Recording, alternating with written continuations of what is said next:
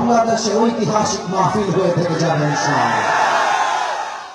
আমার ভূমিকার কিছু কথা বলতে চাই, আপনারা কথাগুলো দিল থেকে মন দিয়ে শুনবেন। বলেন তো আমাদের এই জেলার নাম কি? আওয়াজটা পঞ্চগড়ে হয় না, আমাদের জেলার নাম কি? পঞ্চগড়ের মাটির মানুষ হতে পেরে আমরা সবাই খুশি না বেজা? একটা কথা আজকে মাহফিলে না বলে পারছি না, এটা আমি কয়েকদিন আগে একবার বলেছিলাম। অনেকেই রংপুরের মানুষদেরকে, রংপুর বিভাগের মানুষদেরকে গালি দিয়ে মুফিজ বলে বোকা সাব্যস্ত করতে চায়, এমন কুরাঙ্গার বাংলার মাটিতে আছে যারা রংপুরকে ছোট করতে চায়। তাদেরকে আমি সার্জিস ভাইকে ডান পাশে রেখে বলতে চাই, বেটা রংপুরের মানুষ না থাকলে এই দেশটা সেকেন্ডটায় স্বাধীন হতে পারত না। এত সোজা রংপুরের মানুষকে মাইনাস করে দেওয়া। শহীদ আবু সাইদ বুকের তাজা রক্ত যখন ঢেলে দিয়েছে, তখন প্রত্যেকটা যুবকের গায়ের রক্তটা আগুন দিয়ে চলে গিয়েছে। আমার ডান পাশে আমার সার্জিস ভাই বসে আছে, আমাকে বলছে, হুজুর আমার বাড়ির সাথেই হচ্ছে মাছ। আমার শৈশব এবং কৈশোরের প্রায় 16 থেকে 17 বছর কেটেছে আমার এই মাটিতে। আমাদের সার্জিস ভাই পঞ্চগড়ের মানুষ, এটাই তো পঞ্চগড়ের জন্য বড় একটা গৌরবের জায়গা। আরে বুকের পাটা থাকতে হয়, বুকের কলিজা থাকতে হয়, তবেই জালেমের সামনে দাঁড়িয়ে নির্দ্বিধায় কথা বলা যায়। আমার সার্জিস ভাই তা প্রমাণ করে দিয়েছে। কথা যখন বলে সার্জিস ভাই, মনে হয় মুখকে বারুদ বের হচ্ছে, বারুদ বের হচ্ছে। যারা তাদেরকে রক্তচক্ষু দেখাও, একটা কথা মাথায় রাখবা, বাংলার জনগণ স্বৈরাচারের পক্ষে নয়, বাংলার জনগণ ছাত্র জনতার পক্ষ হয়ে কাজ করতে চায়। আমরা আগে মাহফিল করতে পারতাম, তবে ফ্রি কথা বলতে পারতাম। কথা বলতে গেলেই মাইক কেড়ে নেওয়া হতো, এমন করে ঠাস বাড়ি মারা হতো। কোন বাপের পেটা থাকলে আজ আমার মাইক কেড়ে দেখা, তো বুকের পর থাকলে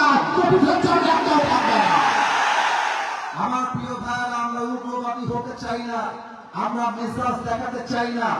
ইসলাম কাউকে হাত বাড়িয়ে অ্যাটাক করতে চায় না। ইসলাম শেখায় ডিফেন্স অ্যাটাক। যদি তোমাকে কেউ মারতে এসে তোমার চোখ তুলে দেয়, তুমি তার চোখ তুলবা, এটার নাম ইসলাম। কেউ তোমার পা ভেঙে দিবে, তুমি তার পা ভেঙে দিবা, এটাই ইসলাম। কেউ তোমার চাল দিয়ে ফেলে দিবে, চাল নিবে, তার বলে তুমি তার চাল নিবা, এটাই তো ইসলাম। অতএব কিছু কথা বলতে চাই, জাস্ট একটা মিনিট কথা বলবো, মনোযোগ দিয়ে শুনবেন আমার কথাগুলো। আমাদের সার্জিস ভাই, আমি আমার আসন থেকে নির্বাচন করতে চাই। আমি কারো ভোট চাওয়ার জন্য এই মাহফিলে আসি নাই, আমি কারো পক্ষপাতিত্ব করবার জন্য মাহফিলে আসি নাই। Even though I was not 100% confirmed that Sarji's brother will be here, আমি জানতাম না তিনি থাকবেন, তবে তাকে দেখে আমার কলিজাটা ঠান্ডা হয়ে গিয়েছে। আমি জাস্ট এতটুকু দেখেছেন শাসন, অনেক দেখেছেন নীতি, এবার তাদেরকে ভোট দিতে হবে যারা এই বাংলার মাটিতে ইসলামের রাজ কায়েম করতে চায়। অতএব কাকে ভোট দিবেন, that's your own decision, that's your own choice. You have to take your own decision. I don't have any objection on it. আমার কোনো বাধা নেই, আমার কোনো অভিযোগ নেই। তবে সার্জিস ভাই সহ পঞ্চগড়ের প্রত্যেকটা মানুষকে রেখে মুসলিম হিসেবে দুইটা দাবি পেশ করতে চাই। নাম্বার ওয়ান, আগামী নির্বাচনের পরে বাংলার মাটিতে আমরা কোন নারীকে সেকেন্ড টাইমের জন্য ক্ষমতার চেয়ারে আর দেখতে চাই না। দুই নাম্বার কথা, আমরা এই দেশের প্রধানমন্ত্রী হিসেবে এমন একজন যোগ্য প্রধানমন্ত্রী চাই, এমন একজন যোগ্য কোয়ালিফাইড পারসনকে চাই। আমার দেশের প্রধানমন্ত্রী চাইলে জাতীয় সংসদে দাঁড়িয়ে যেমন বক্তব্য দিতে পারবে, আমার দেশের প্রধানমন্ত্রী চাইলে ঢাকা জাতীয় মসজিদ বাইতুল মুকাররমে দাঁড়িয়ে জুমার খুতবা দেওয়ার যোগ্যতাও রাখবে। এমন নেতা আমরা চাই কি চাই না? কারা কারা চাই দুটো হাত তুলে দাও। আল্লাহ যেন আল্লাহ যেন কবুল করে পড়ে সবাই আমিন। সার্জিস ভাই বলছিলেন হুজুর আমি শেষে গিয়ে কথা বলবো, না বললেও কোনো আপত্তি নেই। আমি বলেছি ভাই আজকে আপনি কথা বলবেন, অন্য জায়গায় আমার নাম মানুষ ঘোষণা করে, আজকে আমি আমার ভাইয়ের নাম ঘোষণা করব, কারণ সম্মানিত ব্যক্তিকে সম্মান দিলেই সম্মানটা পাওয়া যায়, ঠিক না বলেন? আমি আমার সার্জিস ভাইকে একটা মেসেজ দিয়েই তাকে বক্তব্য দিতে পারমিশন দিতে চাই, ইভেন অনুরোধ করতে চাই। আপনার সবাই রাজি নাকি নাই? প্রথম কথা সার্জিস ভাইকে বলবো, ভাই আমার, আপনি সার্জিস ভাই, আসিফ মাহমুদ, আমাদের হাসনাত, আব্দুল্লাহ, আমাদের নাহিদ ভাই, যারাই সমন্বয় রয়েছেন তাদের উপরে মানসিক টর্চার আসবে, শারীরিক টর্চার আসবে, অনেক জুলুম আসবে। কারণ একটা কবিতা শোনাতে চাই আল্লামা ইকবাল লিখেছেন, गम के बाद खुशी जरूर आती है और ये खुशी रब के तरफ से ही आती है। हर रात के बाद दिन की रोशनी छा जाती है और सब्र करने वालों को नियामत मिल ही जाती है। जो दुख में भी रब को याद करता है, रब उसका हाथ कभी नहीं छोड़ता। जो दुनिया से कुछ ना कहे बस रब से कहता है, उसकी दुआओं का जवाब खामोशी में आता है। इसलिए जब तुझे मांगना हो तो खुदा से मांग, जब तुझे पुकारना हो तो उसी को पुकार, जब तुझे भरोसा करना हो तो उसी पर कर, क्योंकि भरोसे के काबिल सिर्फ वही है, वो तेरा रब है, वो तेरा अल्लाह है। भय पेओ ना, বুঝিয়ে দাঁড়িয়ে যাও, আল্লাহর ভরসায় সাহসটা বাড়াও, আল্লাহর নামে আগুন জ্বালাও বুকে, সত্যের পথে চলো, সাহস রাখো মুখে, ভয় পেলে চলবে না, রক্ত আগুন ধরাও, আল্লাহর সৈনিক তুমি, সেই পতাকা উড়াও। আল্লাহ যখন পাশে কিসের এত ভয়, তাওয়াক্কুল করো, কাছে আসবে বিজয়।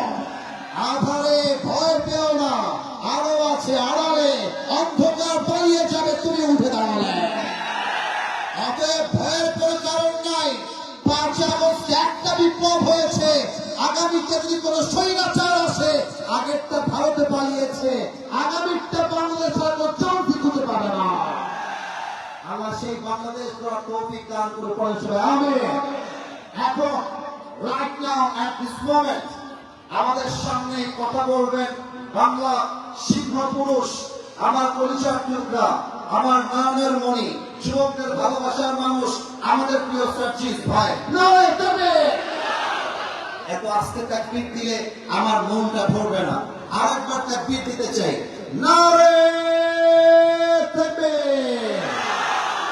সার্জিস ভাই আপনি কথা বলবেন, আপনার সঙ্গে আমরা সবাই আছি না নাই? প্লিজ আপনি আপনার কথা বলেন।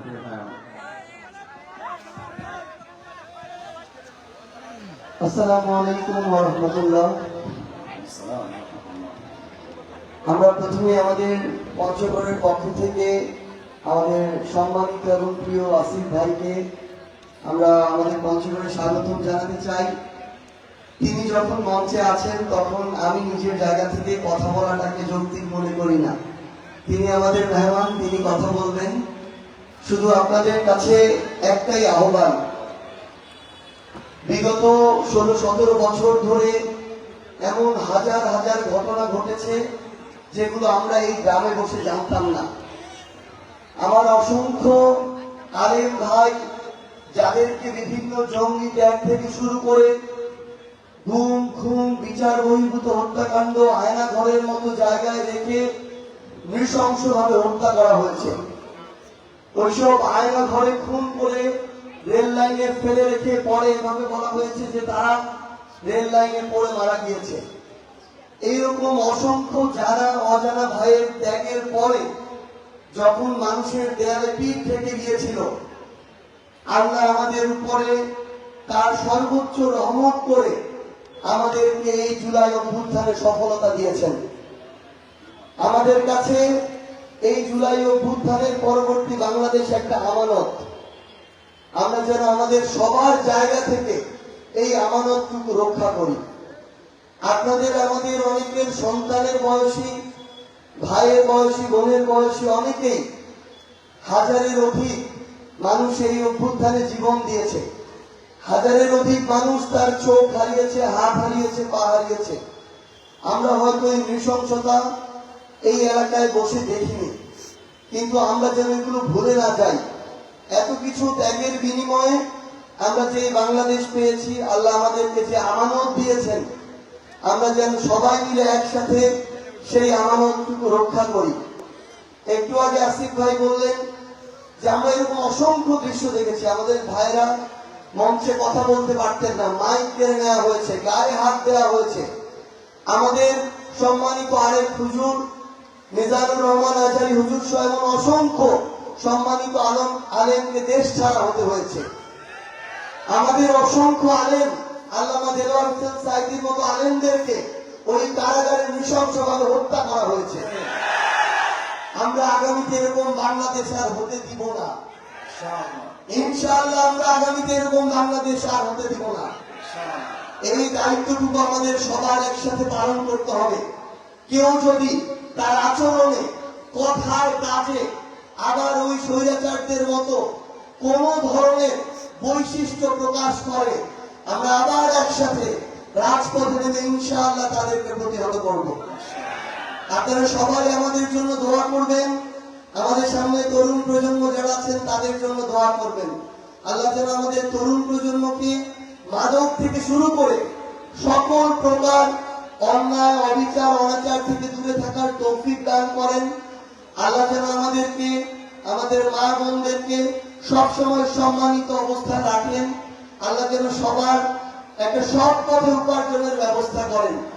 কারণ যখন ওই পেটে ক্ষুধা থাকে তখন অনেকের মাথায় অনেক অপ্রত্যাশিত চিন্তা আসে, যেটা দিয়ে সমাজে অনেক অন্যায় ঘটে। আল্লাহ যেন আমাদের হালাল রুজির ব্যবস্থা করে দেন। আজকে আমি এখানেই শেষ করতে চাই। আপনারা সবাই আমাদের জন্য দোয়া করবেন। আল্লাহ যেন আমাদের সঠিক পথে রাখেন এবং ততদিন আমাদেরকে সম্মানিত কিংবা ক্ষমতার কাছাকাছি রাখেন যতদিন আমরা এটার মূল্য দিতে পারবো, যতদিন আমরা এই আমানতের খেয়ানত করব না। সবাই অনেক ভালো থাকবেন। আল্লাহ আমাদের সবাইকে হেফাজত করুক। আমাদের ফিলিস্তিন সহ পুরো বিশ্বে যারা মজলুম মুসলিম আছেন, আল্লাহ আমাদের সবাইকে হেফাজত করুক। সবাইকে স্বাধীনতার সুবাতাস সবার মধ্যে বইয়ে দিন। সবাই আমাদের জন্য দোয়া করবেন। আসসালামু আলাইকুম ওয়া রাহমাতুল্লাহ। ভাইরা সবাই খুশি না রাজা? আসতে বললে হয় মিয়া, বলেন খুশি না রাজা? আল্লাহ সার্জিস ভাইয়ের কথাকে কবুল করুন, পড়েন সবাই আমিন।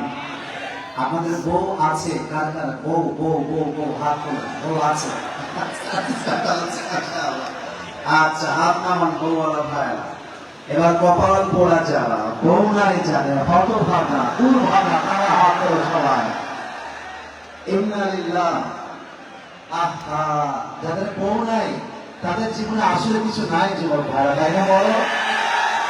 আমি আমার ওয়াজের আরে বেটা হাত নামা, আমি আমার ওয়াজে মাঝে মাঝে বলি, শীতকালে যুবকদের কম্বল দিয়ে শীত দূর হবে না। শীতকালে যুবকদের আইফোন 16 প্রো ম্যাক্স দিয়ে মন ভরবে না। শীতকালে যুবকদের শীত দূর হবে একমাত্র বইয়ের মাধ্যমে, আর কিছুর মাধ্যমে না। বাবারা বোঝে না, বাবারা বোঝে না। আপা যান, আপনি যে স্লোগান দেন নিজের পায়ে দাঁড়িয়ে বিয়ে করতে হবে, আপনার ছেলে নিজের পায়ে দাঁড়িয়ে বিয়ে করতে করতে যত জায়গায় জেনা করবে, ব্যভিচার করবে, অন্যায় কাজ করবে, প্রত্যেকটা ড্রাইভারকে আমাকে আপনাকে বহন করতে হবে। Take it easy, make it easy. বিয়েটাকে সহজ করে দেন। আর যে মেয়েরা আমাকে শুনছেন, উইথ ডিউ রেসপেক্ট, সম্মানের সঙ্গে বলছি, বিয়ের সময় আসলে টাকা দেখে বুইরা টাকলাকে বিয়ে করতে যাবেন না। কিছু মেয়েদের রুচি, আমি সবাইকে এক তলায় মাপি না, কিছু মেয়েরা টাকা পাইলে আর সরকারি চাকরি পাইলে বুইরা টাকলার সঙ্গে বিয়ে করতে লজ্জা করে না।